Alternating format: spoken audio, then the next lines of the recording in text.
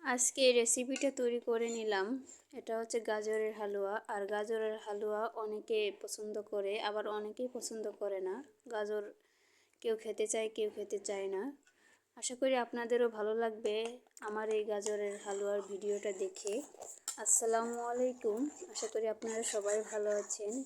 প্রচুর শীত পড়তেছে, শীতের মধ্যে কিছু তৈরি করতেও ভালো লাগে না, কি আর করব। বাসায় এনে রেখেছিল গাজর, তো গাজর ফেলে না রেখে সেগুলো দিয়ে আজকে তৈরি করব গাজরের হালুয়া। তো আমি গাজরগুলো সুন্দর করে ধুয়ে গ্রেট করে কেটে নিয়েছি, আর এটা ঘি দিয়ে ভেজে নিব। হালকা ভেজে নেওয়ার পর এর ভিতরে আমি একটু লবণ দিয়ে দিব। আর অনেকক্ষণে আমি ভাজার চেষ্টা করেছি। আর এই গাজরের হালুয়াটা অনেক উপকার বাচ্চাদের জন্য আর বড়দের জন্য। তো কেউ গাজরের লাড্ডু খায়, গাজরের হালুয়া খায়। তো আজকে আমি গাজরের হালুয়া তৈরি করলাম। আর কিছুটা অর্ধেক রেখে দিয়েছি গাজর, সেটা পরে আবার অন্য কিছু তৈরি করব। তো সাথে আমি একটু পানিও দিয়ে নিলাম আর একটু ঢেকে দেব। তারপর আমি আবার ভালো করে নেড়ে দিলাম পানি শুকিয়ে যাওয়ার পর। আর দেখলাম এটা সিদ্ধ হয়ে গেছে কিনা। এটা সিদ্ধ হয়ে গেছে। তারপর আমি গরমি এলাচি দিয়ে দিলাম 2-1টা। আর এটার উপকরণ বেশি কিছু লাগে না। ঘরে যদি দুধ থাকে, চিনি থাকে, আর কাস্টার্ড পাউডার আর চালের গুঁড়া থাকলেই যথেষ্ট। আর আমি দিয়ে দিলাম এই গাজরের পরিমাপ মতো দুধ। আর এই দুধটা দিয়ে আমি অনবর নাড়তে থাকবো আর অনেকক্ষণ জাল দিব, যেহেতু দুধটা ছিল কাঁচা।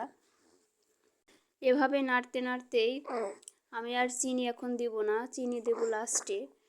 আর এই দুধটা জাল হতে আমার বেশ খানিকটা সময় লাগবে, আর সাথে সাথে এটাও জাল হয়ে যাবে। এখন 1 চামচ কাস্টার্ড পাউডার দিয়ে সাধারণ নর্মাল পানি দিয়েই আমি এটা গুলিয়ে নিয়েছি। তার সাথে 1 চামচ।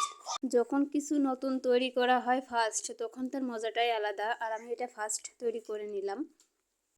তার সঙ্গে আমি চালের গুঁড়াও দিয়েছি 1 চামচ, আর আমি 3 চামচ দিয়েছি চিনি। এখন আমার গাজরের হালুয়াটা প্রায় রেডি হয়ে গেছে, তার জন্য আমি চিনিটাও ঢেলে দিয়েছি।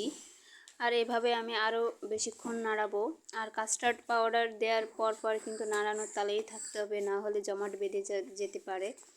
তো এভাবেই আমি গাজরের হালুয়াটা তৈরি করেছি। আপনারা অবশ্যই ট্রাই করে দেখতে পারেন। আর এটা যে কি মজার ছিল, কাস্টার্ড পাউডার আমি এখন দিয়ে দিব। এখন আমি বারবার নাড়াতেই থাকবো, কারণ কাস্টার্ড পাউডার দিলে তো এটা করতেই হবে।